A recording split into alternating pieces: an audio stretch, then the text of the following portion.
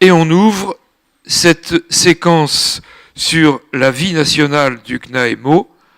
Salvatore. Bien, bonjour à tous. Donc, on souhaitait cette année mettre en avant une commission particulière. On vous l'a dit hier plusieurs fois, nous avons aujourd'hui 7 commissions en place au niveau national et régional.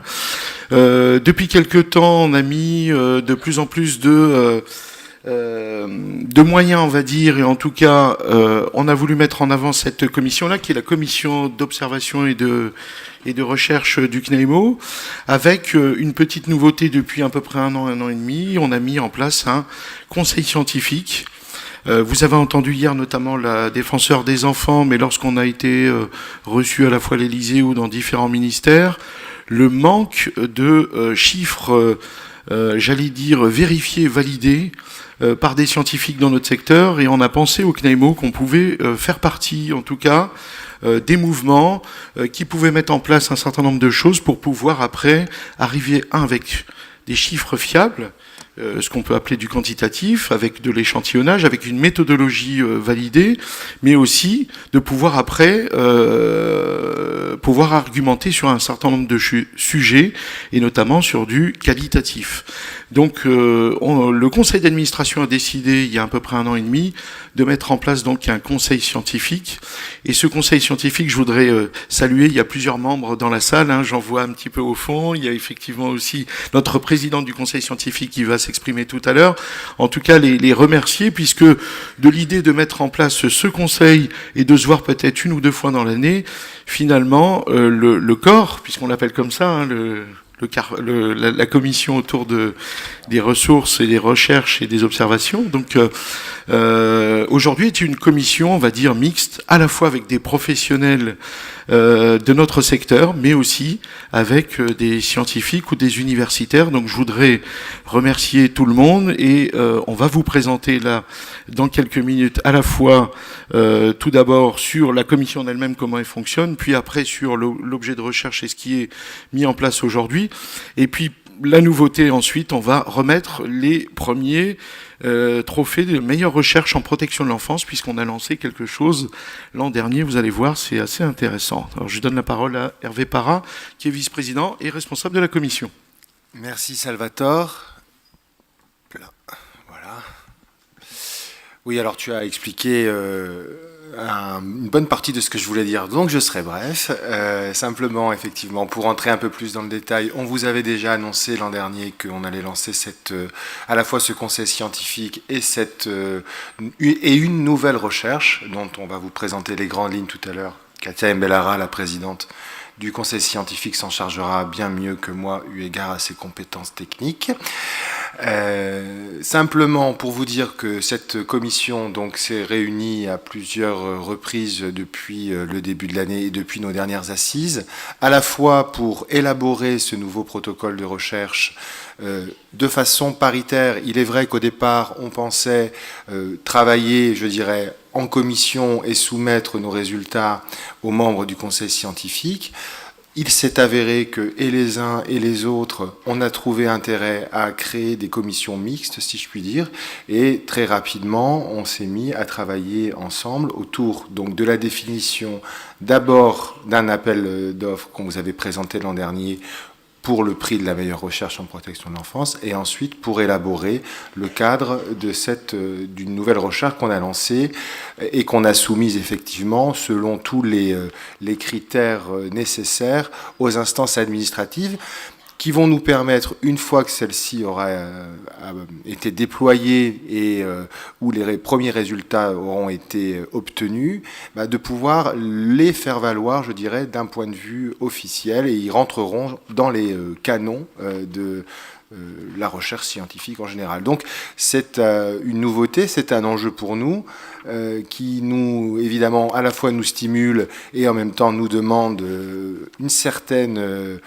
complexité et demande à beaucoup de travail, il faut le dire, et heureusement qu'on peut bénéficier. Donc je vais tous les nommer, parce que je crois que les membres de la commission ont vraiment tiré profit des échanges qu'on peut mener avec le conseil scientifique. Donc évidemment, Madame Mbellara, qui est maître de conférence, en psychologie, en psychopathologie à l'Université de Bordeaux. Nous avons un conseil scientifique pluridisciplinaire, là aussi, ça fait écho aux travaux qu'on avait pu nommer, notamment à Clermont-Ferrand, sur la notion d'interdisciplinarité, de transdisciplinarité. Là aussi, on s'est dit qu'on allait faire un conseil scientifique qui permette de croiser les différentes approches dans l'idée d'avoir quelque chose qui soit le plus, je dirais, fin possible. Donc, à ce titre-là, nous avons également deux sociologues, Stéphane Corbin, que ici certains d'entre vous connaissent, qui est donc de l'Université de Caen, Vincent Meyer, qui est sociologue à Sophia Antipolis, Jean Hiquet, qui est médecin, légiste, spécialiste de la victimologie du vivant, je le précise parce que ça peut faire un peu question, un légiste dans un conseil scientifique de protection de l'enfance, bah oui, mais la médecine légale, ce n'est pas que la médecine des personnes décédées, c'est aussi la médecine du vivant, et précisément le docteur Jean Hiquet travaille au centre d'accueil d'urgence des victimes d'agression au CHU de Bordeaux. Et enfin, pour finir, Patrice Caro, qui est géographe à l'université de Caen. Donc, en collaboration avec ce conseil scientifique, les membres de la commission ont développé des nouvelles hypothèses et des nouvelles questions de recherche. Je vais de ce pas laisser la parole à Katia Mbellara qui va vous les présenter au pupitre pour que vous puissiez profiter également d'un diaporama qui a été co-construit avec notre déléguée générale Sandrine Dottini, qui nous apporte, comme d'habitude, le soutien tout à fait nécessaire. Voilà. Katia. Alors, tout d'abord, merci beaucoup à Hervé Parra, à Salvatore Stella de nous avoir permis de présenter l'état des lieux de nos réflexions, de nos recherches. Alors, tout l'enjeu pour moi aujourd'hui, c'est de vous présenter une recherche sans vous la présenter, puisqu'elle est en cours, et que donc je ne vais pas vous donner les résultats, bien évidemment, et voire même je ne vais pas trop vous donner d'éléments, puisqu'on espère que certains d'entre vous pourront y participer. Pourtant, j'ai quand même pour ambition de déguiser votre curiosité et surtout l'enjeu aujourd'hui, c'est de vous expliquer notre démarche. Donc Hervé Parra vous a évoqué le nom des chercheurs, enseignants-chercheurs qui sont dans cette commission. Très intéressant, nous venons de disciplines différentes, de courants théoriques différents, nous avons des méthodologies différentes. Et heureusement, tous les professionnels de terrain sont là pour nous modérer et nous rappeler l'importance de parler français. Et je pense, en particulier du coup effectivement à Hervé Parra, je pense aussi à Sandrine Tailleur, Anne-Sophie Jonquet, Alain Robin, Catherine Guiton, ils sont nombreux et ils sont avec nous dans les réunions et tous ensemble, on a essayé et on continue à essayer de réfléchir à promouvoir la recherche en protection de l'enfance.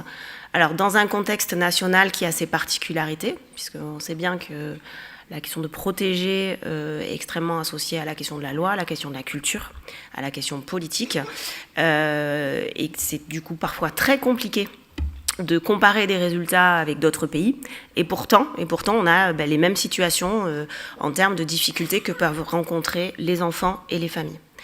Donc nous, notre intérêt, c'est d'essayer de proposer des photographies, des films de ce qui se passe dans la réalité afin de pouvoir mieux théoriser, et surtout afin de mieux pouvoir repartir sur le terrain et particulariser les pratiques. Alors la recherche, c'est vraiment l'idée on part du terrain, on essaie de proposer des modélisations, des théories, mais surtout l'idée après, derrière, c'est de repartir sur le terrain et de pouvoir appliquer, et toujours appliquer avec l'idée de particulariser. Voilà. C'est-à-dire qu'il y a toujours des singularités de situation, et la recherche n'a pas pour but de tout moyenner. Et ça va être un des gros enjeux des méthodologies qu'on souhaite mettre en place. On ne veut pas tout moyenner, bien évidemment, mais on veut quand même essayer de donner des outils aux acteurs de terrain pour mieux penser les situations. Donc, comme l'ont dit mes deux collègues, nous avons développé deux axes. Tout d'abord, essayer de repérer ce qui existe déjà en France, et donc ça, c'est un peu l'objectif des trophées.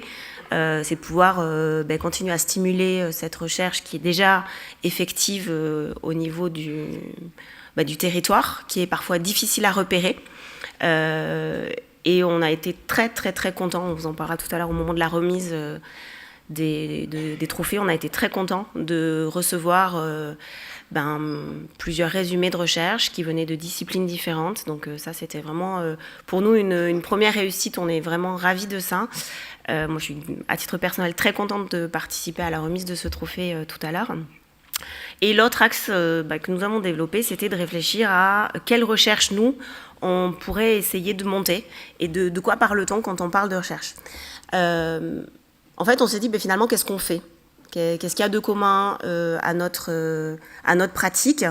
Et finalement, nous, en tant que personnes intervenant ou s'intéressant à la question de la protection de l'enfance, qu'est-ce qui se passe ? Donc, très rapidement, on s'est dit, peut-être qu'on a des regards croisés. Alors, c'était aussi à l'image de notre groupe. On avait des regards croisés sur nos actions. Et alors, du coup, là, c'est là que les théoriciens arrivent en disant, oui, mais les actions, elles répondent à quoi ? Elles répondent à l'objet de l'action. Et l'objet de l'action, souvent, finalement, c'est la parentalité. Et la parentalité, qu'est-ce que c'est ? Ça va être l'intérêt de cette recherche. Alors, on sait ce que c'est d'un point de vue théorique. Mais finalement, pour les acteurs de terrain, qu'est-ce que c'est ? Donc notre étude, le contexte, en fait, c'est bien de parler, d'essayer de repérer les effets produits par les mesures en protection de l'enfance, mais en partant d'abord de la définition de l'objet de cette mesure, à savoir qu'est-ce que c'est qu'accompagner un parent, donc qu'est-ce que c'est que la parentalité.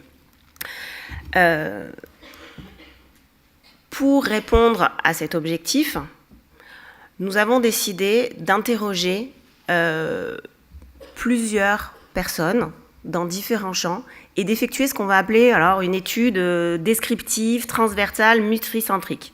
Alors plein de mots à coller qui veulent dire quoi ?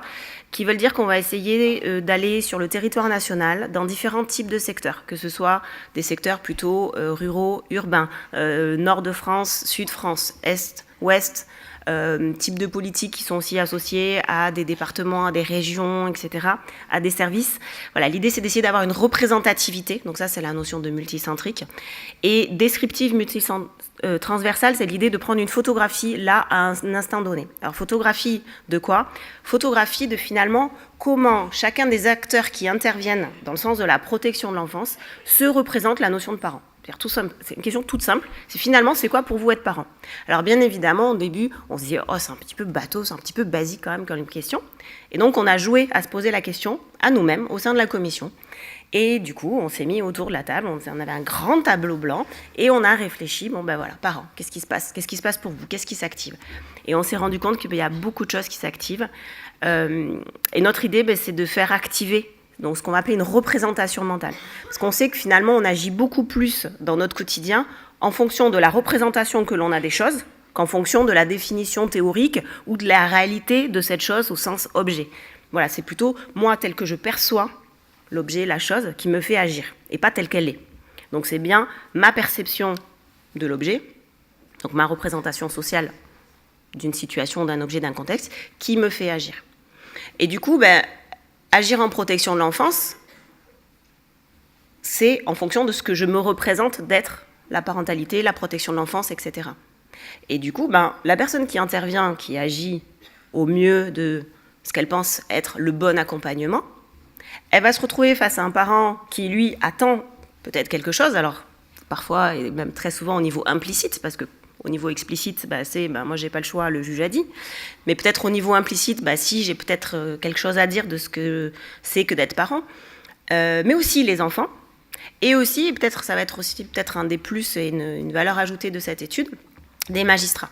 Donc en fait, tous les acteurs autour d'une situation d'accompagnement, on souhaiterait avoir leur regard et effectuer un travail sur les regards croisés et se dire que peut-être ce qui va être effectivement à l'intersection de ces regards croisés, c'est peut-être sur cet objet-là qui est à l'intersection que la mesure va pouvoir prendre sens, peut-être pour les parents, peut-être pour l'enfant, peut-être pour l'éducateur, mais peut-être pas aussi.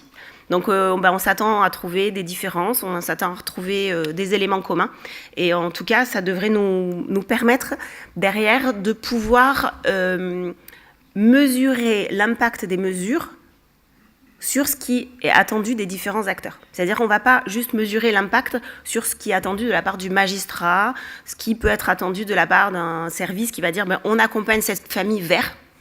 Là, on va essayer d'évaluer aussi en écoutant, comme je vous disais, tous les acteurs. Donc c'est un projet qui est à la fois ambitieux, qui va prendre pas mal de temps, puisqu'on s'est donné 4 ans pour cette quand même première étude, mais qui, nous l'espérons, devrait nous permettre d'arriver, alors j'aime pas trop ce terme de recommandation, mais c'est un terme qui est, scientifiquement, politiquement, économiquement, etc., socialement en tout cas, beaucoup mis en avant, ce qu'on appelle les guides de bonne pratique, les recommandations pour améliorer les interventions.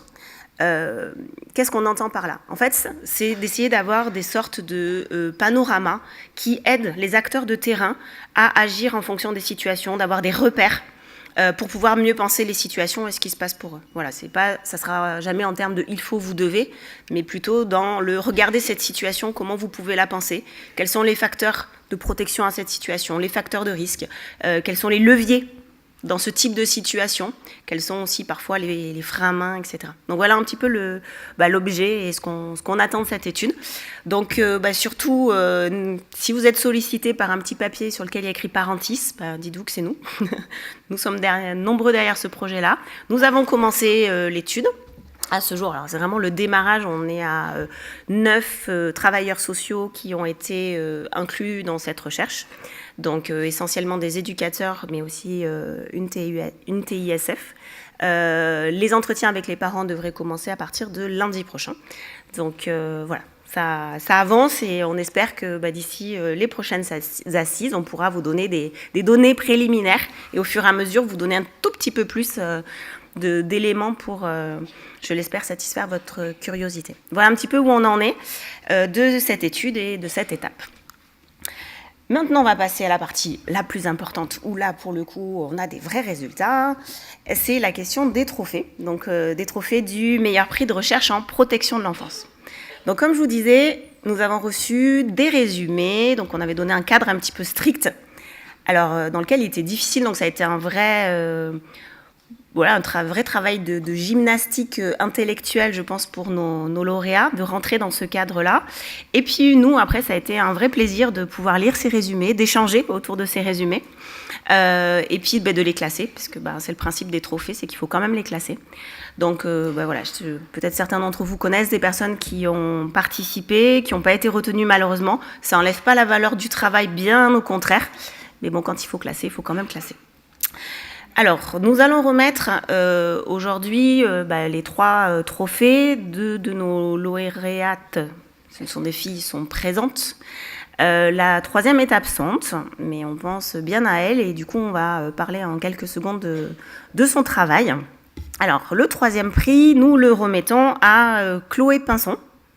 Alors, Chloé Pinson, elle nous a proposé un travail qui se nomme « Intervention ou co-intervention sociale en milieu ouvert ». Changement et impact, et elle s'est appuyée sur le cas d'un établissement de protection de l'enfance, que j'appelle la NRAS, Aide et protection des familles. Donc Chloé Pinson nous vient de l'université de Toulouse, et c'est un travail qui est issu du département de sciences de l'éducation. Alors je vais laisser Hervé nous raconter un petit peu le fruit de ses travaux. Oui, merci Katia. Rapidement, pour vous présenter, en l'absence de Chloé Pinson, l'objet de sa recherche. Chloé Pinson a mené cette recherche donc, dans le cadre, comme l'a rappelé Katia, d'un établissement où était menée conjointement pour une même famille à la fois une mesure d'AMO et une mesure d'aide au budget dite AGBF. Une mesure donc, que tout le monde ici connaît. D'ailleurs, vous avez pu voir dans vos mallettes, le CNAEMO a produit avec la fédération du CNDPF un guide qui vise justement à mieux pouvoir collaborer, coopérer entre les mesures d'AGBF et les mesures d'AMO. Il se trouve que Madame Pinson en avait fait l'objet de son travail. Donc là aussi, comme on peut le dire trivialement, les grands esprits se sont rencontrés. Bref, donc l'objet du travail de Chloé Pinson, ça a été de se dire, je vais étudier ce qui se passe au niveau de ce service, où sont réunis à la fois dans une seule et même équipe, ce qui est la nouveauté, je dirais l'originalité de ce service, des travailleurs sociaux qui exercent des mesures d'AMO et un travailleur social qui exerce, un travailleur social qu'on appelle délégué aux prestations familiales, qui exerce des mesures d'AGBF. Voilà pour, je dirais, le terrain. Ces résultats, eh bien, on pouvait s'en douter, mais c'est toujours mieux quand c'est prouvé, que ça produit un certain nombre d'avantages naturellement en termes de coordination, en termes de cohérence des interventions et des projets, lorsque au sein d'un seul et une seule et même équipe, eh bien, les professionnels sont réunis. Voilà, donc ça maintenant, c'est dit, on le savait concrètement et c'est validé scientifiquement. Évidemment, l'un des aspects compliqués sur ce terrain-là, c'est que le DPF, donc le délégué aux prestations familiales, était le seul et unique professionnel au sein d'une équipe de travailleurs sociaux d'AEMO. Donc vous connaissez tous, vous savez à quel point vous êtes cordiaux et nous sommes en mesure de travailler avec nos collègues, mais c'est vrai que pour le DPF, un petit sentiment d'isolement et de peut-être parfois de perte de repères a pu naître du fait de cette unicité, de cette compétence au sein d'une équipe mixte. Voilà pour dire rapidement quels sont les résultats qu'a obtenu Madame Chloé Pinson. Je pense qu'on pourra vous mettre également sur notre site un résumé de cette recherche pour ceux qui veulent aller plus loin et éventuellement se l'approprier plus en avant. Voilà. Je vous propose de féliciter, surtout peut-être que nous avons des personnes qui ont participé à cette étude et les services qui sont là, donc on peut féliciter ce travail.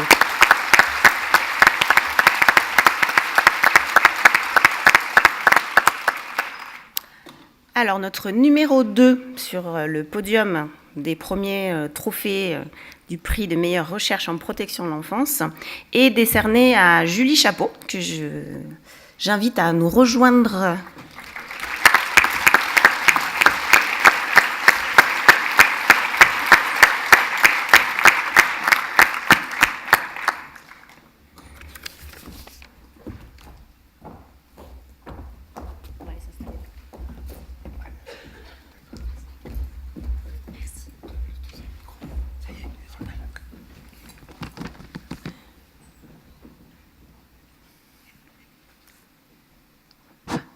Alors, Julie Chapeau, donc merci beaucoup et puis félicitations. Alors, pour présenter Julie, donc son travail porte sur la participation donc institutionnelle à l'épreuve de la protection de l'enfance, regard croisé sur les freins au développement, à la participation collective des parents en protection de l'enfance.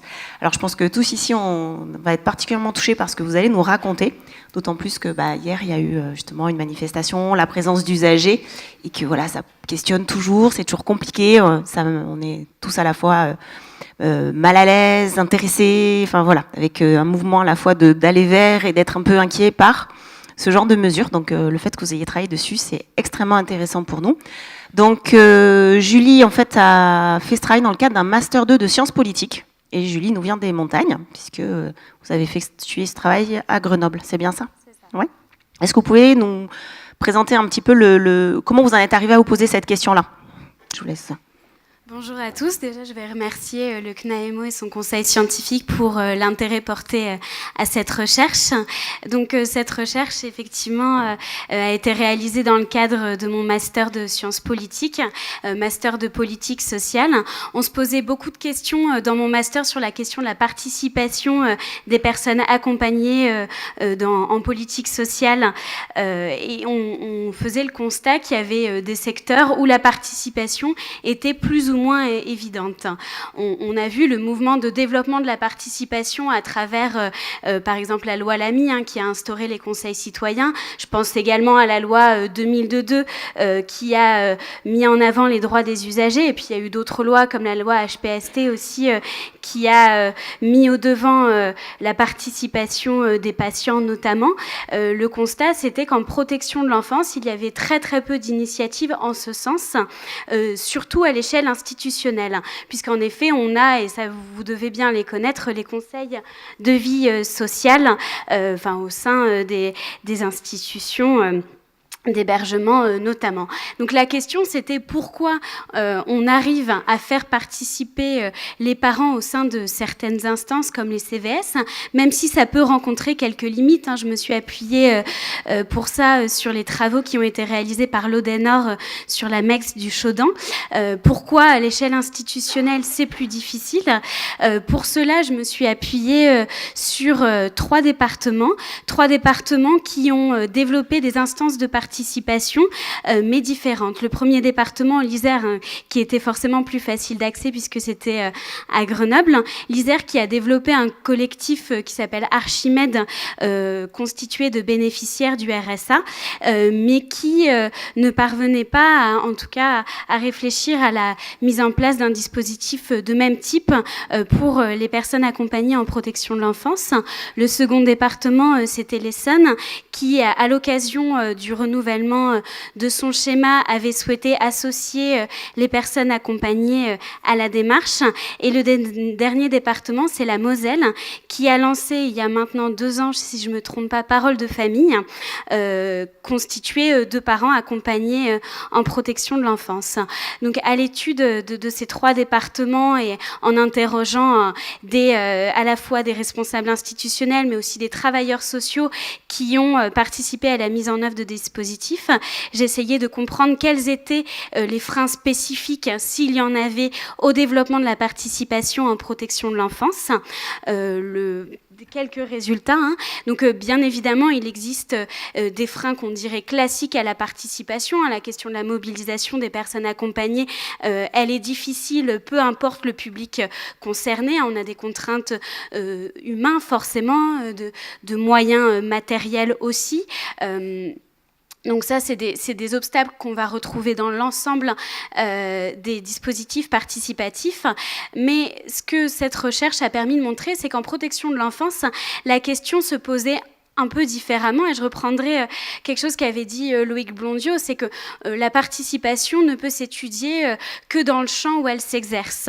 C'est pour ça que en protection de l'enfance, j'ai pu identifier certains traits spécifiques, et notamment les représentations qu'on pouvait avoir sur les familles, notamment les injonctions paradoxales aussi, qui sont aux prises des travailleurs sociaux, comment à la fois accompagner dans un principe parfois d'être contrainte évidemment, et puis amener à la participation, toutes les injonctions paradoxales aussi liées à la relation avec l'institution et le département, je veux dire, mobiliser.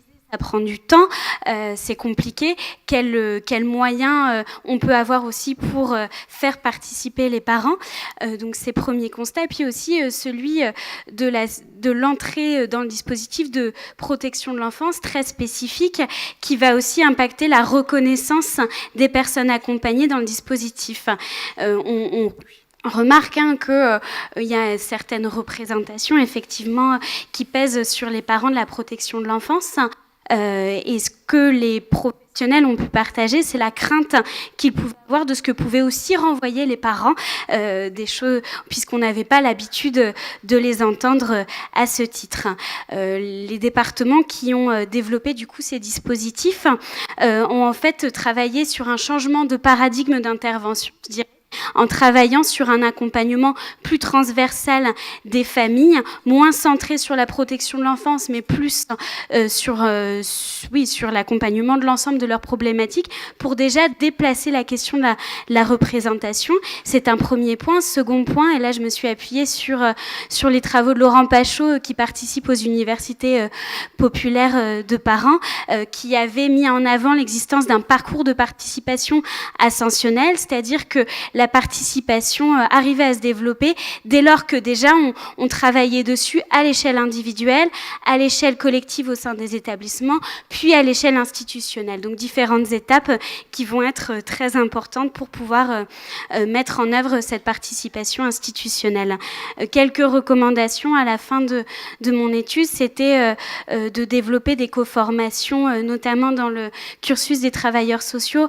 Beaucoup que j'ai rencontrés m'ont renvoyé l'absence de formation sur l'animation de temps collectif, par exemple, sur la mobilisation des usagers aussi. Ça permettrait aussi de familiariser les travailleurs sociaux et puis les institutions à la confrontation des expertises d'usage et des expertises professionnelles aussi. Et puis ensuite, la question de la désectorialisation de l'intervention auprès des familles pour permettre une porte d'entrée qui soit moins stigmatisante pour les familles et qui permette en tout cas de légitimer un peu plus leur reconnaissance. Merci beaucoup. Alors c'est bien, j'ai même pas eu à poser les questions.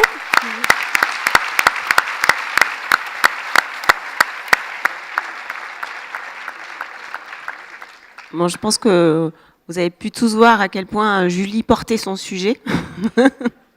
Donc j'avais prévu plein de questions, je lui pose pas, elle a répondu à peu près à tout. Du coup, ce que vous conseillez, peut-être, voilà, toutes les équipes qui sont représentées ici, c'est pour penser la place des usagers, c'est de commencer par penser la formation. C'est bien ça. Alors, il me semble que la présidente de la commission formation est dans les parages du CNAEMO, donc peut-être que c'est une personne avec qui vous pourriez rentrer en contact, ça peut être très intéressant pour toutes les deux. Donc vraiment merci pour ce travail. Pareil, voilà, je crois que, on a été tous très très contents de le lire. Quelle est la suite pour vous maintenant ? Donc là, actuellement, je suis doctorante dans l'équipe de Claire Gann, qui est intervenue tout à l'heure en sciences de l'éducation.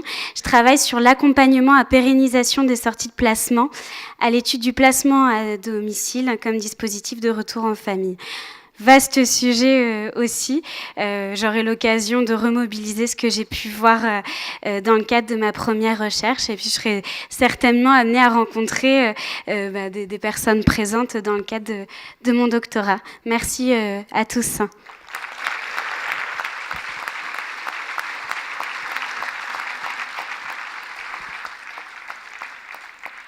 Alors maintenant, vous pouvez rester assis. Restez avec nous. Donc maintenant, nous allons nommer notre lauréate, donc la numéro 1 de ce Grand Prix. Alors, il s'agit d'une doctorante, donc il y avait juste un petit peu, pardon, pas d'une doctorante, mais d'une professionnelle qui nous a parlé de son travail de doctorat, puisque maintenant, elle n'est plus doctorante, mais elle est alors ce qu'on appelle attachée temporaire d'études et de recherche. C'est un petit peu le statut en attendant de trouver un poste dans l'enseignement et la recherche à l'université, parce qu'on sait qu'il y a très très peu de postes, c'est très compliqué. Alors donc cette numéro 1, elle s'appelle Olivia Paul, donc on peut de suite l'applaudir. Donc Olivia Paul va aller sur le pupitre, puisque Olivia Paul va nous présenter, elle, ses résultats de recherche. Donc je vous invite à aller sur le pupitre. Alors Olivia Paul va nous présenter un travail sur le développement socio-affectif des enfants exposés à la violence conjugale, une approche de la sécurité émotionnelle. Donc Olivia Paul, je vous disais, a fait un doctorat donc en psychologie et sur l'université de Toulouse. On vous laisse la parole. C'est ça. Donc bonjour à tous. Donc je tiens à remercier évidemment le CNAEMO et le conseil scientifique pour ce prix qui donc récompense mon travail de thèse que j'ai mené réellement avec une volonté d'apporter des pistes de réflexion dans le cadre des pratiques professionnelles. Donc ce travail il porte sur le développement socio-affectif des enfants exposés à la violence conjugale. Il a été mené donc à Toulouse sous la direction de Chantal Zaouche-Gaudron et il a reçu le soutien financier de l'Observatoire national de la protection de l'enfance. Donc cette recherche, c'est moi qui passe, pardon. Cette recherche, elle a été entreprise dans un contexte où les enfants exposés sont encore très peu pris en compte en France. On a une seule étude jusqu'alors qui traitait en fait des conséquences de l'exposition à la violence conjugale sur des enfants d'âge préscolaire. Donc c'est l'étude de Nathalie Savard. Alors qu'en parallèle, en Amérique du Nord, les travaux se sont multipliés ces dernières décennies. Ces travaux nord-américains, ils ont mis en évidence les effets délétères de l'exposition à la violence conjugale sur le développement des enfants. Ces travaux ont également mis en évidence que les enfants exposés étaient plus à risque de subir également de la maltraitance parentale, donc une maltraitance directe, puisqu'on considère aujourd'hui que l'exposition à la violence conjugale est une forme de maltraitance plutôt indirecte. Donc, ces enfants exposés vivent dans un contexte vraiment de plus grande vulnérabilité. Donc, notre recherche, elle poursuit plusieurs objectifs. Donc, le premier objectif, c'était en fait d'apporter les premiers résultats en France sur l'adaptation des enfants d'âge scolaire exposés à la violence conjugale, pour avoir déjà quelques données chiffrées, quelques points de repère, puisqu'on n'a pas grand-chose encore actuellement. Le deuxième objectif, c'était d'analyser donc la contribution des représentations de l'enfant, en fait, en se centrant en fait, sur le point de vue réellement des enfants, en interrogeant directement les enfants. L'idée, c'était de comprendre la variabilité des troubles et des difficultés qu'on observait dans le comportement des enfants. Donc en se centrant sur leur représentation de la violence et leur représentation de leurs relations familiales. Et le troisième objectif était d'étudier si certaines caractéristiques pouvaient jouer le rôle de facteurs de risque ou de facteurs de protection dans le développement des enfants. Donc, pour répondre à ces objectifs, nous avons mis en place une méthodologie assez fastidieuse, rigoureuse. Donc, je vous la présente rapidement, juste pour après pouvoir comprendre bien les résultats de la recherche. Donc, on a questionné donc, le degré d'exposition à la violence conjugale de l'enfant, qui a été appréhendé à travers les formes, la fréquence et la durée de la violence conjugale. Donc ça, c'est la mère qui répondait à ces données-là. Et on a également interrogé les caractéristiques du conflit selon l'enfant. Voilà. Ensuite, on a travaillé sur la question des représentations de la violence à travers la perception de la menace de l'enfant et le sentiment de blâme, le fait pour l'enfant de se sentir coupable pour cette violence. Également, nous avons pris en compte les représentations des relations familiales de l'enfant à travers la parentification, donc le fait pour l'enfant d'endosser des rôles parentaux au sein de sa famille, à travers les conflits de loyauté, donc le sentiment pour l'enfant de pouvoir perdre l'amour de l'un de ses parents s'il manifeste sa loyauté à l'autre, et le sentiment de cohésion familiale pour chacune des dyades, donc père-mère, mère-enfant et père-enfant, toujours selon les représentations de l'enfant. Et pour terminer, donc là j'ai fait une toute petite erreur, on n'étudie pas uniquement les symptômes de stress post-traumatique, mais le développement socio-affectif qui comprend les symptômes de stress post-traumatique, qui sont au nombre de 5, l'anxiété, la dépression, la colère, le stress post-traumatique, qui est un symptôme à part entière, et la dissociation. Et on étudie également l'adaptation socio-affective, donc l'adaptation intériorisée, donc tout ce qui est de l'ordre du repli sur soi, de la dépression, des angoisses, et l'adaptation extériorisée, plutôt de l'ordre de l'attaque à l'autre, de l'agressivité, de la délinquance. Donc voilà pour cette méthodologie. Donc, on a rencontré 46 enfants âgés de 5 ans et demi à 12 ans. Donc 46 enfants, ça peut paraître peu, mais en fait c'est énorme puisque ça nous a pris 18 mois, donc dans toute la France. Donc on a fait appel à des associations spécialisées dans l'accueil, notamment des femmes victimes de violences, mais aussi des services de protection de l'enfance. À noter, on a 54% des enfants de l'échantillon qui apparaît également maltraités directement, en plus d'être exposés à la violence conjugale. Mais ce chiffre peut être sous-estimé, puisqu'en fait, c'est les mères qui ont répondu à cette question-là.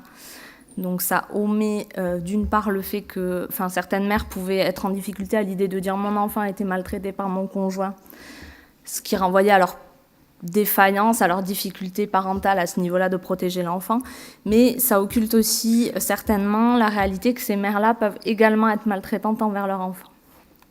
Donc c'est un chiffre a priori sous-estimé encore.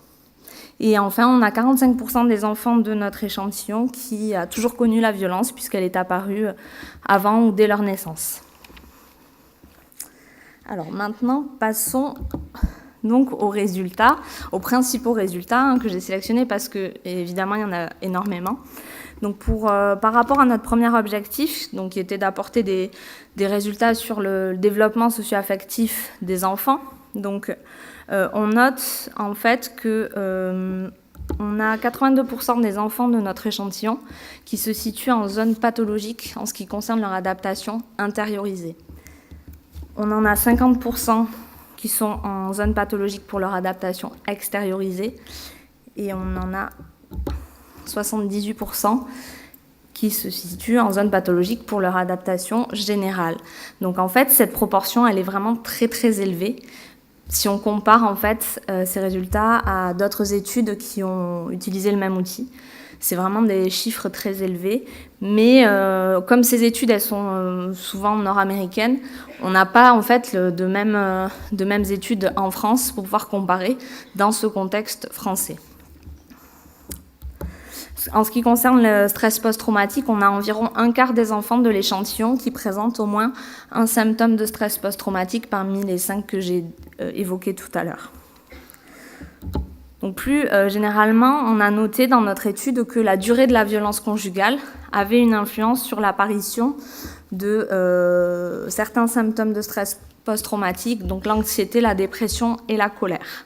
Ça signifie que les enfants qui ont toujours connu la violence, ils sont plus à risque de manifester ces symptômes-là. Les enfants qui ont perçu et rapporté percevoir la violence comme fréquente et sévère présentaient, eux, davantage d'anxiété, uniquement. Par rapport à notre deuxième objectif, donc c'était l'idée de comprendre les troubles de l'enfant à travers les représentations des enfants. Donc, petit point descriptif, on a 24% des enfants de l'échantillon qui rapportent être parentifiés et 20% environ qui rapportent être en proie à des conflits de loyauté au sein de leur famille. Ce qui est assez comparable à ce qui se retrouve dans la littérature nord-américaine. Par contre, on n'observe aucune différence entre les filles et les garçons. Donc, dans notre échantillon, on ne peut pas dire que les filles seraient par exemple plus parentifiées que les garçons, ce qu'on peut retrouver parfois. Donc, par rapport à ces représentations-là, on note que le fait pour l'enfant de se sentir coupable pour la violence engendre des symptômes dépressifs et de colère. Pour ce qui concerne les représentations de la cohésion père-mère et père-enfant, lorsqu'elle est perçue faiblement par l'enfant, ça va engendrer davantage d'anxiété et de stress post-traumatique. Concernant les conflits de loyauté, donc là, vous repérez qu'il y a des couleurs tout le long. C'est simplement le fait que les conflits de loyauté sont en lien avec tous les symptômes de stress post-traumatique. Donc c'est vraiment une vigilance et une attention particulière à accorder, entre autres, mais particulièrement à ce facteur-là des conflits de loyauté qu'on connaît encore trop peu et qui est parfois utilisé dans la pratique pas toujours très bien, notamment dans les cas de séparation. Voilà. Donc du coup, c'est un peu utilisé parfois à tort et à travers. Enfin, la parentification, elle est en lien avec les symptômes de colère, de stress post-traumatique et de dissociation. Donc on voit vraiment que le point de vue de l'enfant, que les représentations de l'enfant vont être en lien avec certaines difficultés, certains troubles que va présenter l'enfant. Et concernant notre dernier objectif, donc c'était celui de pouvoir identifier des facteurs de protection et des facteurs de risque. Donc on a identifié comme facteur de protection la cohésion mère-enfant, qui peut jouer donc vraiment le rôle de facteur de protection dans le développement de l'enfant, si elle est perçue de manière importante par l'enfant. Peu importe nous, professionnels, ce qu'on peut voir de cette relation, si l'enfant perçoit cette relation de manière forte et positive, alors ça va avoir un impact positif pour son développement. On a aussi le fait pour l'enfant de percevoir la violence comme une menace qui va jouer le rôle de facteur de protection.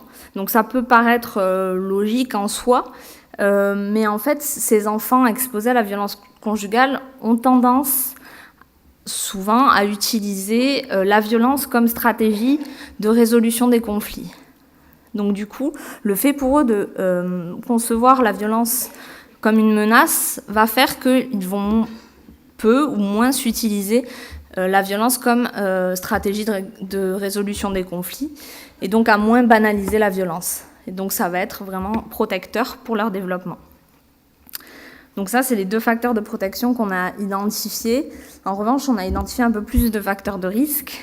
Donc, on a notamment identifié le jeune âge de l'enfant, qui est vraiment un facteur de risque dans leur développement, ainsi que le fait pour l'enfant d'avoir toujours connu la violence, d'en avoir connu que ça comme mode de fonctionnement au sein de sa famille. On a aussi le fait que l'enfant ait également été maltraité directement, qui est vraiment délétère pour son développement au niveau de son adaptation générale.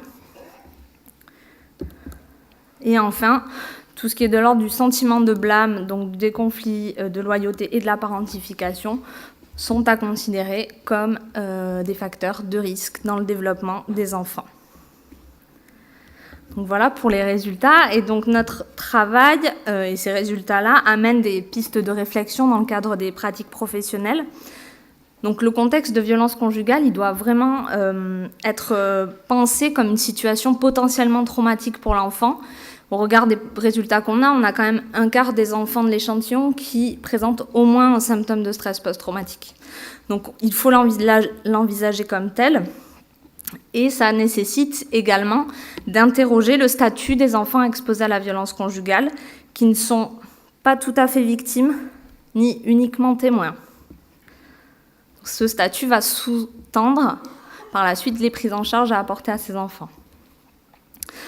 Également, une centration doit vraiment s'opérer au niveau des représentations et du point de vue de l'enfant, notamment concernant sa relation, donc la relation mère-enfant, qui est à considérer comme un facteur de protection dans le développement de l'enfant et sur lequel s'appuyer dans le cadre des prises en charge à mener auprès de ses familles.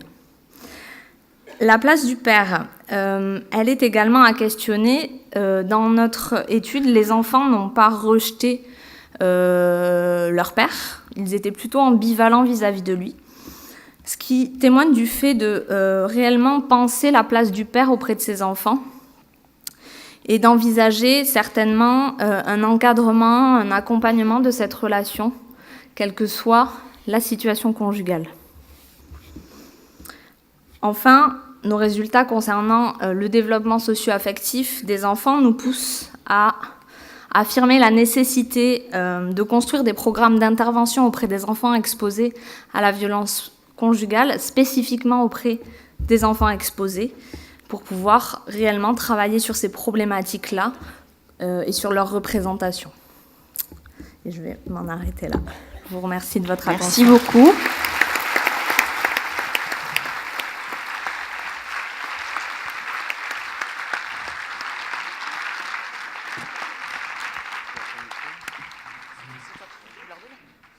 Donc merci beaucoup. Vous voyez donc des travaux qui ont des implications et surtout des perspectives pratiques très intéressantes. Donc vraiment, on vous félicite toutes les deux et on va passer maintenant à la remise des trophées en tant qu'objet. Alors, tout d'abord donc Julie Chapeau, 2e prix de cette première session.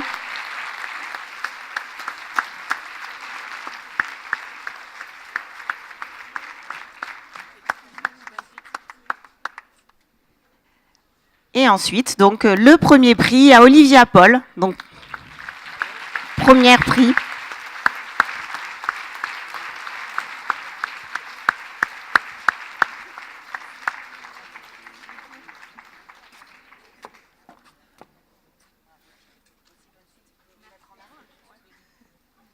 On va les laisser se mettre un petit peu en avant sur le devant de la scène. On espère les revoir régulièrement aussi aux assises.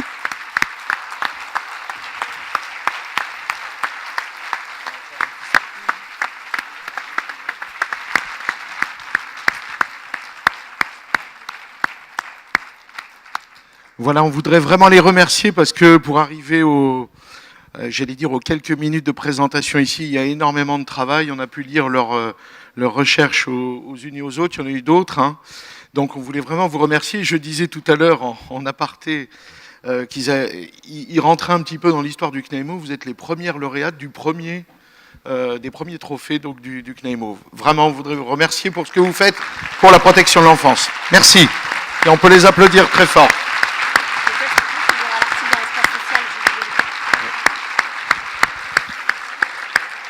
Vous aurez l'occasion de découvrir leurs travaux, donc soit sur notre site, soit sur un article dans l'espace social. Je sais qu'il y a aussi la presse aujourd'hui spécialisée ici, donc les ASH notamment, etc. Donc de pouvoir retrouver tout ça. On mettra aussi leurs coordonnées sur notre site si vous voulez prolonger des échanges avec nos lauréates. Voilà, merci beaucoup.